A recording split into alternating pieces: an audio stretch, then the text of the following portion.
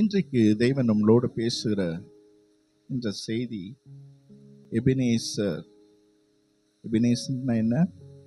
இதுவரை எனக்கு உதவி செய்தார். இதுவரை எனக்கு உதவி செய்தார்.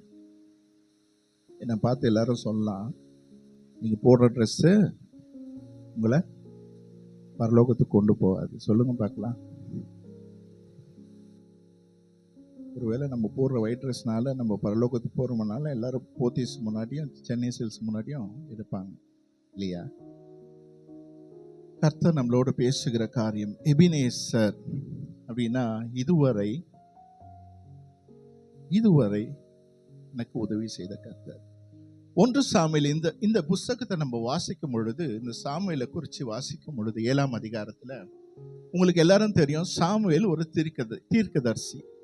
அந்த காலத்தில் ராஜாக்கள் கிடையாது, தீர்க்கதரிசி தான் எல்லாமே டிசைட் பண்ணுவாங்க. ஒரு பிரச்சனைனா ஜனங்கள் யாரை நோக்கி போவாங்க?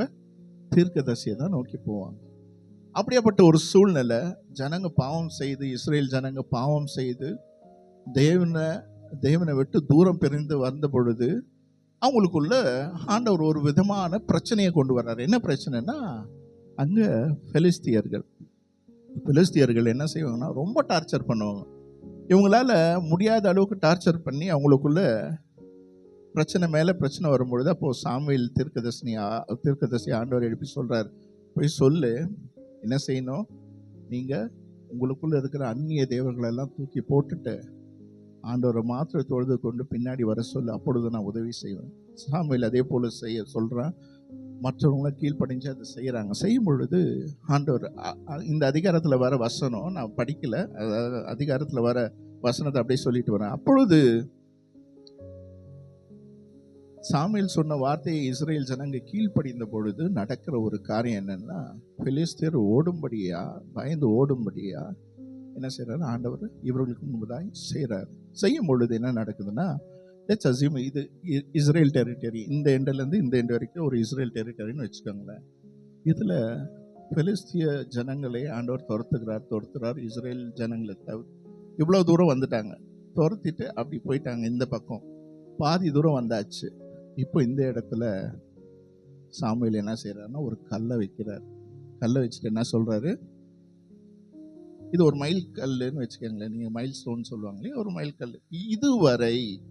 இதுவரை இங்கேருந்து இதுவரை ஆண்டவர் என்ன செய்கிறாரா, எனக்கு உதவி செய்தார். இதுக்கு அர்த்தம் என்ன? இதுக்கு மேலேயும் எனக்கு உதவி செய்வார். முழுமையாய் நான் பெறும்படி ஆண்டவர் எனக்கு உதவி செய்வார். புரியுதுங்களா வசனம்? இன்னொரு வாட்டி சொல்றேன். ஆண்டவர் சொல்லுகிற காரியம், சாமுவேல் சொல்லுகிற காரியம், இதுவரை என்னை நடத்தின உதவி செய்த கர்த்தர் அப்படின்னு சொல்லிட்டு ஒரு மைல்கல்லை வச்சு சொல்றான். இதுக்கு பேர் எபினேசர். அப்படின்னா என்ன? இதுவரை என்னை நடத்தினார். அதுக்கு அர்த்தம் என்னன்னா, இனியும் என்னை நடத்துவார். என் டெஸ்டினேஷன் அது வரைக்கும். சப்போஸ் நான் சொல்றேன், எனக்கு ஆயுசு நாட்டில் 100ன்னு வச்சுக்கோ, சும்மா உதாரணத்துக்கு சொல்றேன், 100ன்னு வச்சுக்கோ.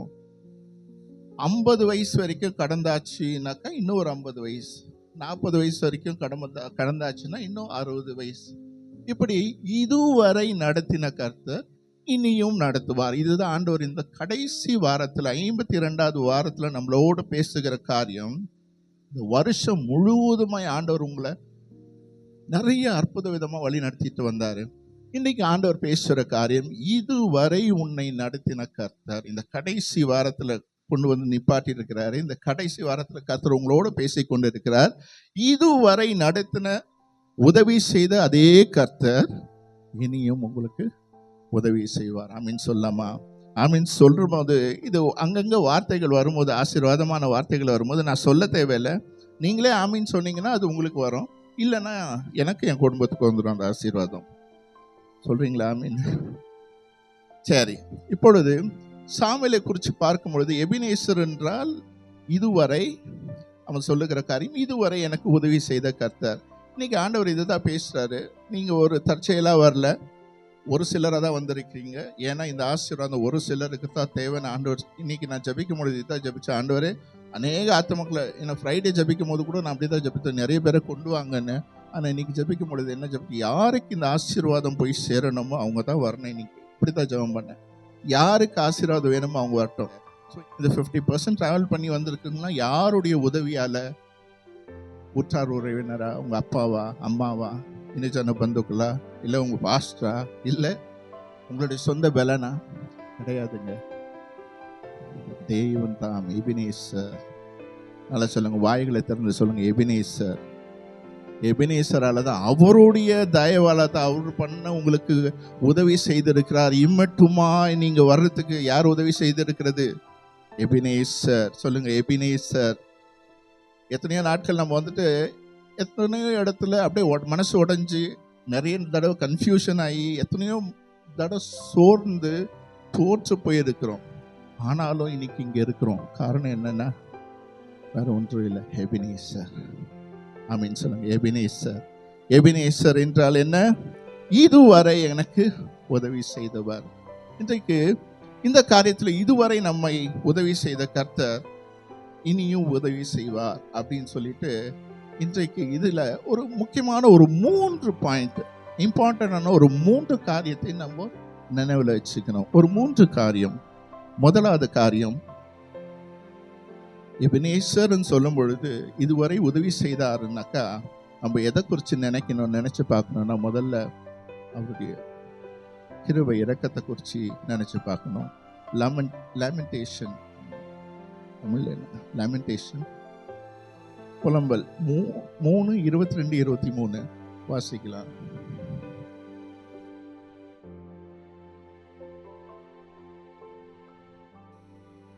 பத்தியா, இங்க ரொம்ப அழகா இருக்குது. அவர் இறக்கம் காலைதோறும் புதிதா இருக்கு. எதுக்கு முடிவில்லை? இறக்கங்களுக்கு முடிவே இல்லை. His mercy has no end. அதுக்கு முடிவே கிடையாது. நான் சும்மா ஒரு பார்டர் வச்சு உங்களுக்கு காட்டினேன், பட் அதுக்கு முடிவே கிடையாது. அவருடைய இரக்கத்துக்கு அந்த இரக்கத்தை நினைச்சு பாருங்க. ஒருவேளை நம்ம செஞ்ச பாவம், நம்ம செஞ்ச தவறுகள், நம்ம பேசின பேச்சுக்கள் இதெல்லாம் யோசிச்சு பார்க்கும் பொழுது வேற யாராவது இருந்தால் அதே இடத்துல அடிச்சு, ஆண்டவர் வந்துட்டு அவர் பரிசுத்தமுள்ள தேவனா இருக்கிறதுனால எப்பவும் நம்மளை அடிச்சிருக்க கூடும். ஆனால் வசனம் சொல்லுது அவருடைய இறக்கம் எவ்வளவு பெருசா இருக்கு. அது நிமித்தமா தான் இதுவரை கடந்து வந்திருக்கிறோம். இதுவரை எதுனால கடந்து வந்திருக்கிறோம்? அவருடைய கிருபை இரக்கங்களால. இனியும் கடந்து போவோம். எப்படி? அவருடைய கிருபை இரக்கங்களால. ரொம்ப அழகான வசனம், எனக்கு ரொம்ப பிடிச்ச வசனம். கர்த்தருடைய வார்த்தை அவ்வளவோ நமக்கு ஏன் இதெல்லாம் ரொம்ப உங்களுக்கு பைபிள்ல சில டெஸ்டிமனியல் சொல்றேன், இல்லை இல்லஸ்ட்ரேஷன் கொடுக்குறேன். தாவீதை குறித்து பார்க்குறோம். தாவீது ஒரு வார்த்தை சொல்லுகிறான். 2 சாமுவேல் 7:18 ரொம்ப தெளிவாக கிளியராக சொல்றான். இது நமக்கு மிகவும் முக்கியமான ஒரு வசனம். 2 சாமுவேல் 7:18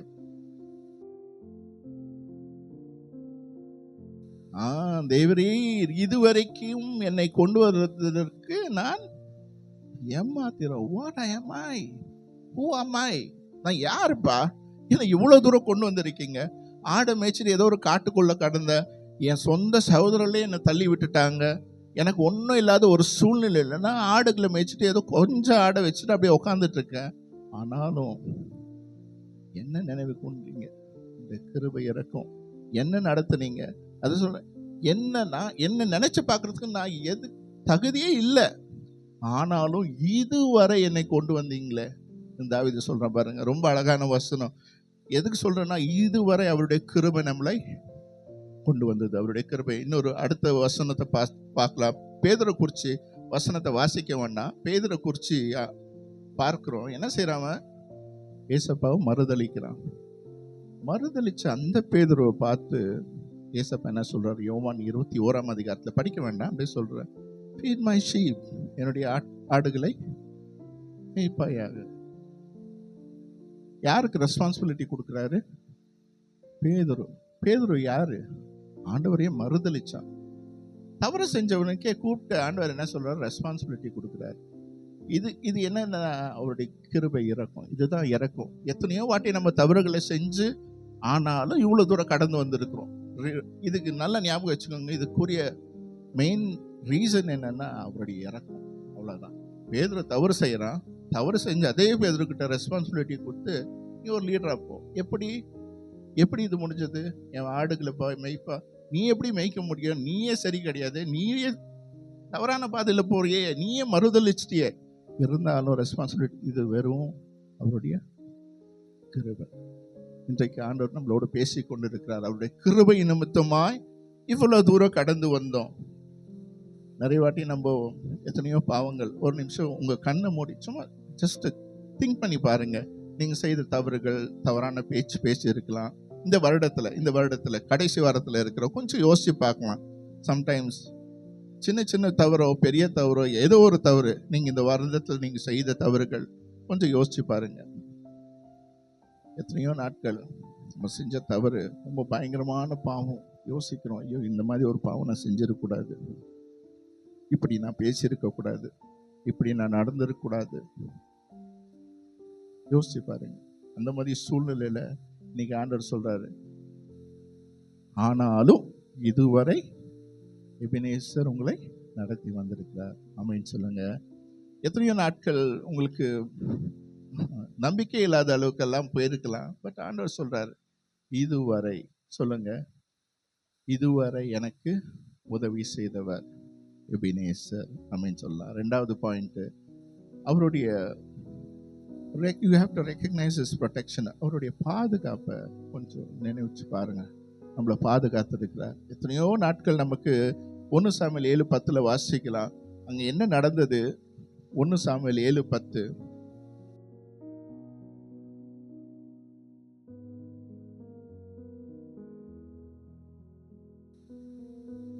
ஆமே, இங்க என்ன நடக்குது? ஒண்ணுமே இவங்க செய்யல. இஸ்ரேல் ஜனங்க போய் சண்டை எல்லாம் போடவே கிடையாது. ஆனா நடக்கிற காரியம் என்னன்னாக்கா, பெலிஸ்தீனர்களே கன்ஃபியூஸ் ஆகி போயிட்டாங்க. எனிமி இருக்காங்க, அவங்களே கன்ஃபியூஸ் ஆகி அவங்களே போறாங்க. ஒரே ஒரு இடி முழக்கம் தான், வேற ஒண்ணுமே இல்லை. ஒரே ஒரு இடி முழக்கம். இது எங்கேருந்து வரும்? ஆண்டவர் அனுப்புனதா வரும். இன்னைக்கு நிறைய கன்ஃபியூஷன், அவங்களுக்குள்ள கன்ஃபியூஷன் ஆகி உன்னுடைய சத்ருக்கள், உனக்கு விரோதமாய் வருகிற அந்த சத்ருக்கள் கன்ஃபியூஸ் ஆகி போனோம்னா, நீங்க செய்ய வேண்டிய காரியம், அவன் செய்கிறான். சாமியில் என்ன செய்கிறான்? தகரமளி. இப்போ ஆண்டவருடைய பாதுகாப்பு எப்படி வருகிறது அப்படின்னும் போது, நீங்க செய்யற நன்மையான காரியத்தினால அல்ல. நல்லா புரிஞ்சுக்கோங்க, அவருடைய கிருபையால உங்களை இவ்வளவு தூரம் கொண்டு வந்தார். அந்த எபினேசர் ஒருவேளை உங்களோடு இருக்குவாரானால் கண்டிப்பா அடுத்தபடி நம்மளை நடத்துவார். எகிப்திலிருந்து இஸ்ரேல் ஜனங்களை கொண்டு வரும் பொழுது ஆண்டவர் செய்யற காரியம் யாத்ராகம் 14:13 வாசிக்கலாம். யாத்ராகம் 14:13. இன்றைக்கு நீங்க கண்ட எகிப்தியரை நீ இன்னைக்கு பார்க்க மாட்டீங்க. கர்த்தர் உங்களுக்கு செய்யற காரியத்தை பாருங்க. இப்ப சிச்சுவேஷன், உங்களுடைய இமேஜினேஷன் கொண்டு வரணும். என்ன கொண்டு வரணும்னா, எதிர்க்க ஒரு ஃபுல்லா நம்ம பார்க்கும் பொழுது என்ன இருக்குது? ஒரு சிவந்த சமுத்திரம், பெரிய சமுத்திரம். இந்த பக்கமும் வனாந்திரம், இந்த பக்கமும் வனாந்திரம். பின்னாடி யார் தோர்த்துறது? எகிப்தின் ராஜா பாரோ. இப்போ கேள்வி என்னன்னா, நான் நிறைய வாட்டி இந்த வசனத்தை வாசிச்சிருக்கேன், இந்த வெளிப்பாடு கிடையாது. கேள்வி என்னன்னா, ஆண்டவர் இந்த வழியா தான் நம்மளை கொண்டு போறாரு. எதுக்கு அந்த சிவந்த சமுத்திரத்தை 2 பிளந்து நம்மளை கொண்டு போகணும் இஸ்ரேல் ஜனங்களை அப்படின்றது ஒரு கேள்வி. ஏன் வேற வழி இல்லையா? ஆண்டவர் வேற ஏதாவது செஞ்சிருக்கலாம்ல. எதுக்கு இந்த சிவந்த சமுத்திரத்தை 2 பிளந்து அதுக்குள்ள போகணும்? அதுக்கப்புறம் இந்த பார்வோன் ராஜாவும் அவருடைய சேனைகளும் பின்னாடி வரணும். இதெல்லாம் ஆண்டவர் ஏன் செஞ்சாரு? சிம்பிள். இதெல்லாம் அவங்க துரத்தாதபடிக்கு ஆண்டவர் அவங்க உள்ளத்துல கிரியை செய்து இவங்கெல்லாம் போயிருக்கலாம். சமாதானமா இவங்க ரூட்டை பார்த்து வேற ரூட் மேப் போட்டு போயிருக்கலாம். ஆனா ஆண்டவர் செய்யற காரியம் என்னன்னா, அப்படி பயந்து ஓட இஸ்ரவேலை அழைக்கவில்லை. கர்த்தர் இஸ்ரேல் ஜனங்களை அழைத்து கொண்டு வந்தது எகிப்துல இருந்து பயந்து ஓடுறதுக்கு இல்ல. எகிப்தின் பார்வோனையும் அவனுடைய சேனைகளையும் கர்த்தர் மேற்கொண்டு போவதற்காக, அதுக்கு கர்த்தர் யார் என்பதை காண்பிக்கிறதுக்காக ஆண்டவர் என்ன செஞ்சார்னா, பார்வோனும் அவன் சேனையும் பின்னாடி வரும்படி செய்கிறார். இங்க ஆண்டவர் ஏன் அப்படி செய்யறாருனாக்கா, அப்போ வந்தாதான் தெரிய வரும். ஏன்னா ஒருவேளை இவங்க தப்பிச்சு போயிட்டா எல்லாம் இந்த எகிப்தின் ஜனங்கள்லாம் என்ன தெரியுமா சொல்லுவாங்க? இஸ்ரேல் ஜனங்க ராத்திரியோட ராத்திரி அங்ககிட்ட இருக்கிற ஜுவல்ஸ் எல்லாம் எடுத்துட்டு என்ன பண்ணாங்க? மூட்டையை கட்டிட்டு பயந்து ஓடிட்டாங்க. இந்த வார்த்தை வரக்கூடாது. ஆண்டவருடைய பிள்ளைகளுக்கு என்னைக்கும் அந்த வார்த்தை வரவே கூடாது. இது தேவன் விரும்புவதல்ல. அதுக்காக தான் என்ன செய்யறாருன்னா, ஒரு ஆர்மி வரட்டும். ஏன்னா இங்க யுத்தம் நடக்கணும். நடந்து ஆண்டவருடைய நாமம் மகிமைப்படணும். இங்கே இஸ்ரேல் ஜனங்களுக்கு ஒரு வெற்றி வரணும். இதுக்கு தான் மோசே சொல்ற, அப்படின்னா இன்று கண்ட எகிப்தினை நீ காணவே மாட்ட, நீ பார்க்க மாட்ட. உன்னுடைய எனிமீஸ் இத்தனை நாட்கள், இந்த வருஷம் ஃபுல்லா உனக்கு விரோதமா எழும்பின எல்லா விதமான பொல்லாப்பின் பிளான்ஸ், ஈவில் பிளான்ஸ், உனக்கு விரோதமா என்னென்ன செயல்பட்டதோ ஆண்டவர் சொல்றாரு, இனி நீ பார்க்க மாட்ட, இனி நீ பார்க்க மாட்ட. இந்த கடைசி வாரத்தில் ஆண்டவர் உங்களோட பேசி கொண்டு இருக்கிற என்னன்னா அவருடைய பாதுகாப்பு. எத்தனையோ இந்த வருஷத்துல உங்களுக்கு விரோதமாய் வந்திருக்கலாம், நிறைய பிரச்சனை வந்திருக்கலாம், உங்க கண்ணுக்கு தெரியல, நீங்க பாட்டுக்கு ஜாலியா இருக்கீங்க. ஆண்டவர் உங்களுக்கு மறைவா நிறைய காரியங்களை ஆண்டவர் செய்து கொண்டு இருக்கிறார். உங்களுக்கு விரோதமா வந்த காரியத்தை எல்லாம் கர்த்தர் மேற்கொண்டு உங்களை விடுவிச்சு கொண்டு வந்துட்டு இருக்காரு. உங்களுக்கு தெரியல, நீங்க ஏதோ சர்ச்சுக்கு வரீங்க போறீங்க, இவ்வளவுதான் உங்களுக்கு ஃபீல். ஆனா அது கிடையாது. நீங்க சபைக்கு வரீங்க போறீங்க, உங்களுக்கு ஒரு பாதுகாப்பு ஆண்டவர் வைத்திருக்கிறார். உங்களுக்குரிய தேவ தூதனை வைத்து உங்களை காத்து கொண்டே இருக்கிறார். இதை நீங்க உணர்ந்து கொள்ளணும். இதுதான் யாத்திராங்க 14:13 ஆண்டவர், இன்று கண்ட எகிப்தினை நீ காணவே மாட்ட. இப்போ என்னாச்சு, பார்வோனும் அவனுடைய சேனையும் வந்தாங்க, தொடர்ந்து சமுத்திரத்தில் அவர்களை அழித்து போடும்படி ஆண்டவர் செய்தது. இதுக்கு காரணம் என்னன்னா, ஆண்டவர் இப்படி செய்ததால தான் வந்துட்டு இப்போ என்ன செய்கிறாங்க, அதுக்கு அடுத்தது இஸ்ரேல் ஜனங்க என்ன செய்கிறாங்க, பாட்டு பாடுறாங்க. என்னென்னு பாட்டு பாடுறாங்க, பார்வோனையும் சேனையும் அழித்துனா தேவாதி தேவனுக்கு சொல்லி பாட்டு பாடுறாங்க. இன்றைக்கு நம்மளுடைய வாழ்க்கையில் இப்படியாப்பட்ட பாட்டை தான் நம்ம பாடிட்டு இருக்கோம். நிறைய வாட்டி நமக்கே தெரியல எப்படியாப்பட்ட ஆபத்து நமக்கு வந்ததுன்னு, ஆனாலும் பாட்டு பாடிட்டே இருக்கும். தானியேல் 6:22 அடுத்ததா இன்னொரு இல்லஸ்ட்ரேஷன் உங்களுக்கு கொடுக்குறேன். தானியேல் 6:22. சிங்கத்தின் வாயை ஆண்டவர் அடைக்கிறார். தானியேலை சுற்றிலும் ஆபத்து இருக்கிறது, ஆனால் ஆண்டவர் என்ன செய்யறாரா, சிங்கத்தின் வாயை கட்டுறாரு. இன்னைக்கு உங்களை சுற்றிலும் எத்தனையோ ஆபத்துக்கள் இந்த வருஷத்துல இருந்திருக்கும், உங்களுக்கு தெரியாது. ஆண்டவர் எத்தனையோ சிங்கத்தின் வாயை கட்டியிருப்பார், உங்களுக்கு தெரியாது. இன்னைக்கு ஆண்டவர் உங்களோட பேசி கொண்டு இருக்கிறார். இந்த வருஷத்துல ஆண்டவர் நிறைய காரியம் உங்களுக்கு பாதுகாக்க, உங்களுக்கு விரோதமா எத்தனையோ பேர் பேசியிருக்கலாம், ஆனா அவங்க வாயை அடைச்சிருக்காரு. எத்தனையோ பேர் உங்களுக்கு விரோதமா எழும்பி பேசணும்னு நினைச்ச அத்தனை வாயை ஆண்டவர் இந்த வருஷம் ஃபுல்லா அடைச்சிருக்காரு, உங்களுக்கு தெரியல. இன்னைக்கு ஆண்டவர் அதை தான் உங்களோட பேசி கொண்டு இருக்கிறார். அன்றைக்கு தானியேலுக்கு எந்த ஆபத்தும் வராத, டேஞ்சர் வராதபடிக்கு, டேஞ்சர் சுத்தியும் இருக்கிறது, அது வராதபடி தாக்காதபடி ஆண்டவர் என்ன செஞ்சார், சிங்கத்தின் வாயை அடைச்சாரு. இன்னைக்கு இந்த மாதிரி ஒரு பிரச்சனை உங்களை சுத்தி வராதபடிக்கு தேவன் என்ன செய்கிறார், இன்னைக்கு மாத்திரம் இல்லை, இந்த வருஷம் ஃபுல்லா உங்களை காத்து கொண்டு வந்தார். அடுத்ததாக 3 ஹெப்ரியர் வாலிபரை குறித்து பார்க்கிறோம். அதே தானியேல் 3ஆம் அதிகாரம் 25வது வசனத்துல. இப்போ இங்க 3 பேரை போட்டாங்க, 4வதா இன்னொரு ஆள் இருக்காங்க. இது ஒரு புது பிரச்சனையா இருக்கு. இந்த இடத்துல நம்ம பார்க்கிறோம், இந்த வசனத்தை நீங்க வாசிக்கும் பொழுது ரொம்ப தெளிவா இருக்குது. 3 பேரை எப்படி போட்டாங்கன்னா, கயிறுல கட்டி தூக்கி போட்டாங்க. நல்லா பார்த்துக்கங்க, அவங்களுடைய ட்ரெஸ் கோட் அந்த காலத்துல ரோப், இந்த மாதிரி ஒரு புல் நீளமான துணி இருக்கும், இதுக்கு ஒரு கயிறு இங்கே கட்டியிருப்பாங்க. உங்களுக்கு தெரிஞ்சிருக்கும், பார்த்துருப்பீங்க படத்துல எல்லாம். இங்கே ஒரு ரோப் கட்டியிருப்பாங்க, இங்கே ஒரு கயிறு கட்டியிருப்பாங்க. அது போக இவங்க என்ன செய்கிறாங்கன்னா, சாத்ராக் மேஷாக் அபேத்நேகோவை தூக்கி நெருப்பில் போடும் பொழுது இவங்க கையை காலை எல்லாத்தையும் சேர்த்து வேற ஒரு எதில் கட்டுறாங்க, ரோப் கயிறில் கட்டுறாங்க. கட்டி தூக்கி அக்கினியில் போடுறவனே பற்றி எரிஞ்சிட்டான். இவங்களை தூக்கி போடும் பொழுது ஒரு அற்புதம் நடக்குது. என்ன அற்புதம்? முதல்ல அற்புதம் நடக்கிறது என்னன்னா, இவங்களுக்கு கட்டி இருந்த அந்த ரோப், அந்த கயிறு மாத்திரம் எரிஞ்சு சாம்பலா போகுது. மற்றபடி இவங்களோட வஸ்திரமோ தலைமுடியோ, இவங்க இடுப்புல கட்டியிருக்கிற அந்த ரோப், இந்த கயிறு என்ன செய்யல, பத்தி எரியல. எவ்வளவு பெரிய அற்புதம்! ஒண்ணு இவங்க எரியாது இருக்கிறது பெரிய அற்புதம். அது பார்க்கணும். இப்போ பிரச்சனை என்னன்னா, இவங்களுடைய ப்ராப்ளம் என்னன்னு ஆண்டவர் தெரிஞ்சிருக்காரு. கட்டியிருக்கிற இந்த கயிறு தான் ப்ராப்ளம். ஃபர்ஸ்ட் அதுல இருந்து விடுவிச்சிட்டாரு. 2வது அற்புதம் என்ன செய்யறாருன்னா, அந்த அக்கினியின் மத்தியில நடக்கும்படி 4வதாக தேவனாகிய கர்த்தர் இறங்கி வரார். ஆமீன் சொல்லாமா? இன்றைக்கு இந்த வருஷம் ஃபுல்லா உங்களுக்கு உங்களுடைய பிரச்சனைகள் நிறைய இருந்துக்கலாம். உங்களுக்கு தெரியாத எத்தனையோ தடவை நெருப்புல நீங்க போகும்படி பிசாசானவன் உங்களை கொண்டு போயிருக்கலாம். ஆனால் ஆண்டவர் பேசி கொண்டு இருக்கிறார். உங்களுக்கே தெரியாம ஆண்டவர் உங்களோடு 4வதாய் வந்து, அதே தேவனாகிய கர்த்தர் உங்களோடு வந்து என்ன செஞ்சிருக்காரு, உங்களுடைய எல்லா பிரச்சனையிலிருந்து விடுவிச்சிருக்கிறார். கொஞ்சம் யோசிச்சு பாருங்க. நம்ம ஃபர்ஸ்ட் ஆஃப் ஆல் சரியில்லை, நிறைய தவறு செய்திருக்கோம், பொய் பேசியிருக்கோம், ஆண்டவருக்கு விரோதமான காரியங்கள் செய்திருக்கிறோம். இருந்தாலும் அவருடைய கிருபை முதலாவது நான் பார்த்தது அவருடைய கிருபை நிமித்தமா இவ்வளவு தூரம் நம்மளை நடத்தினார். ரெண்டாவது, அவர் நம்மளை பாதுகாக்கிறார். இந்த வருஷம் ஃபுல்லா கிருபை நிமித்தமாய் நம்மளை பாதுகாத்திருக்கிறார்.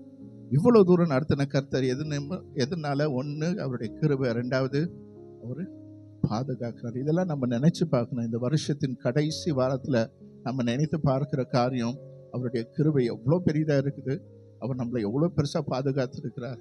சொல்லுங்க எபினேசர். வாய்களை திறந்து சொல்லுங்க எபினேசர்.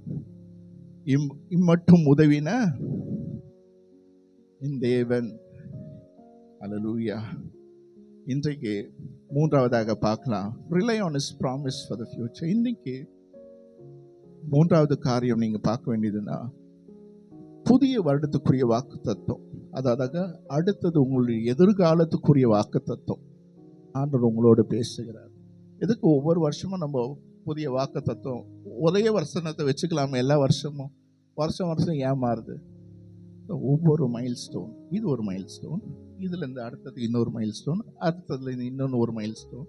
இதுக்குரிய அர்த்தம் என்னன்னா, ஒவ்வொரு மைல் ஸ்டோன், ஒரு மைல் கற்கள் மாறி மாறி மாறி போயிட்டே இருக்கும். ஆண்டவர் ஒவ்வொன்றுக்கும் ஒவ்வொரு விதமான ஆசீர்வாதம், ஒவ்வொரு விதமான அழைப்பு, ஒவ்வொரு விதமான வெளிப்பாடு, ஒவ்வொரு விதமான அபிஷேகம் உங்களுக்கு தந்து மாறி உங்களை நடத்திட்டு போயிட்டே இருப்பாரு. ஆமீன் சொல்லலாமா? இதுவரை நடத்தின எபினேசர். பிலிப்பியன்ஸ் 1:6 படிக்கலாம். பிலிப்பியர் 1:6. பிலிப்பியர் 1:5 வாசிங்க.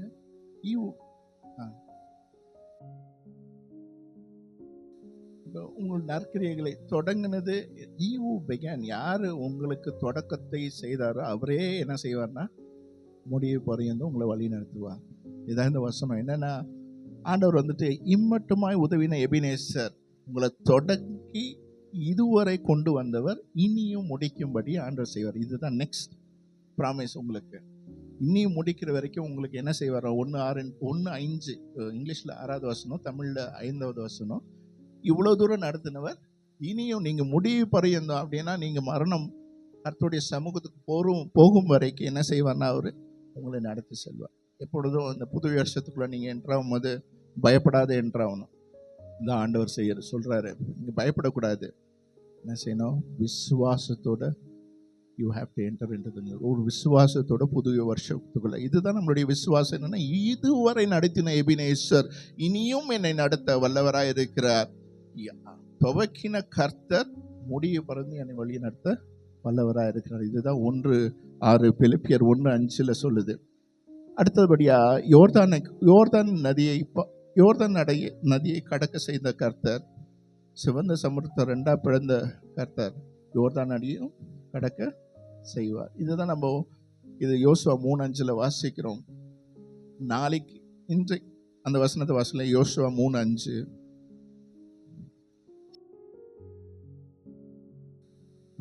இதுதான் ஆண்டவர் பேசுறார். என்னன்னா, இன்றைக்கு நீங்க என்ன செய்யணும்? பரிசுத்த பள்ளிக்கொள்ளுங்க. so that நாளைக்கு ஆண்டவர் ஒரு அற்புதத்தை செய்வார். tomorrow the Lord will do wonders among you. நாளைக்கு, அதாவது புதிய வருஷத்துல உங்களுக்கு அற்புதம் அதிசயம் வேணும்னா இன்னைக்கு என்ன செய்யணுமா? பரிசுத்தப்படுத்திக் கொள்ளுங்கள். இது ஒரு வாக்குத்தத்தம். இதெல்லாம் உங்களுக்கு வாக்குத்தத்தம். என்னன்னா, அடுத்த நாள் உங்களுக்கு அற்புத அதிசயம் வேணும்னா இன்னைக்கு நீங்க என்ன செஞ்சுட்டா பெஸ்டா இருக்கும். ஆண்டவர் உங்களோட பேசிட்டு இருக்காரு. எலிஜாவினுடைய வாழ்க்கையில பார்க்கும் பொழுது வறட்சியான ஒரு காலம். அந்த மாதிரி சூழ்நிலை 1 ராஜாக்கள் 17:14 வாசிக்கலாம். ஒன்றுமே இல்லாத ஒரு சூழ்நிலையில விதவையின் வீட்டுக்கு போயிட்டு, ஆமென், பானையில மாவு செலவும் ஆகாது, the floor will not run dry. இது ஏன் இப்படியாப்பட்ட ஒரு ஆசீர்வாதம் ஆண்டவர் சொல்றாரு? இந்த ஒரு விதவைக்கு ஏன்னா தேவைகள் சந்திக்கப்படணும். இன்னைக்கு ஆண்டவர் நம்மளோட பேசி கொண்டு இருக்கிறார். நம்ம நினைக்கலாம், இந்த வருஷம் எப்படியோ தக்கி முக்கி கடைசி வாரத்தில் வந்துட்டு இந்த வருஷத்தை முடிக்க போகிறோம், எப்படியோ முடிச்சுட்டா போதுன்னு இருக்கும், அடுத்த வருஷத்தை பற்றி தெரியாது அப்படின்னா விசுவாசத்தோடு போங்க. இதுவரை நடத்தின எபினேசர் இனியும் உங்களை நடத்துவார். அல்லேலூயா சொல்லாமா? மார்க் 4:34 ரொம்ப அழகான ஒரு வசனம். ஏசப்பா, இப்போ நீங்கள் யோசிக்கலாம், அடுத்த வருஷத்தில் எனக்கு என்ன பிரச்சனை வரப்போகுதுன்னு தெரியல, அடுத்தது நான் எப்படி ஃபேஸ் பண்ண போகிறேனே தெரியல அப்படின்னீங்கனாக்கா மார்க் 4:34 உங்களுக்கான ஒரு வசனம். 4:39.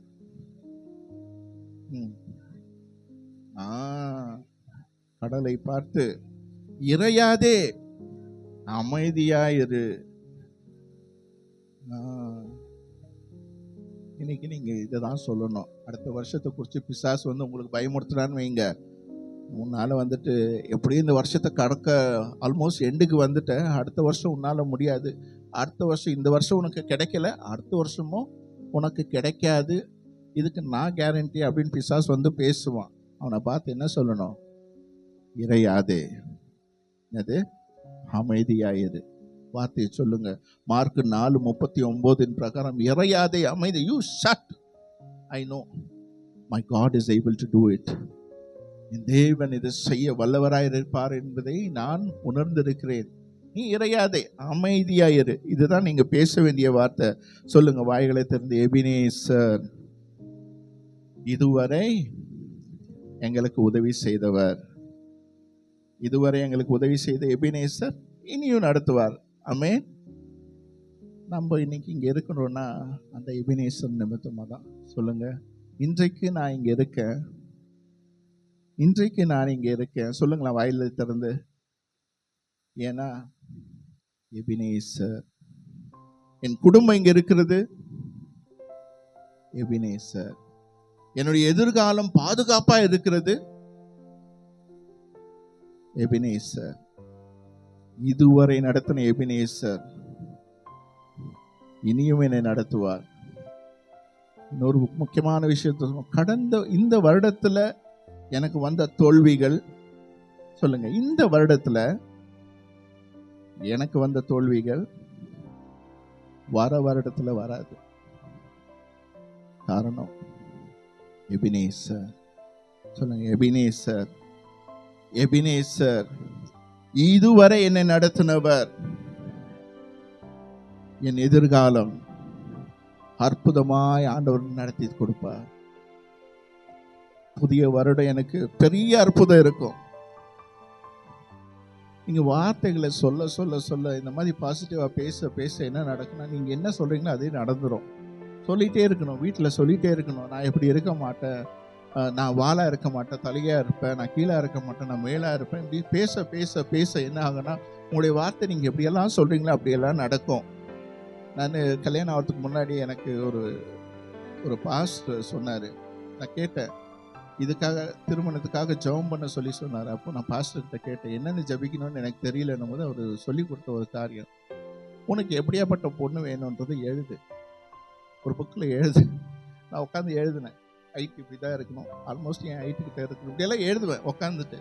எல்லாத்தையும் எழுதிட்டு அப்புறம் அவர்கிட்ட சொல்லும் போது, அதுவும் நேம் எந்த லெட்டரில் ஸ்டார்ட் ஆகணும், இதெல்லாம் எழுதுவேன். எல்லாம் எழுதிட்டு அவர்கிட்ட போயிட்டு சொன்னேன். அவர் சொன்னார், என்கிட்ட காட்டாத, அதை வச்சு ஜபிக்க ஜபிக்க ஆண்டவர் சொல்லுவார்.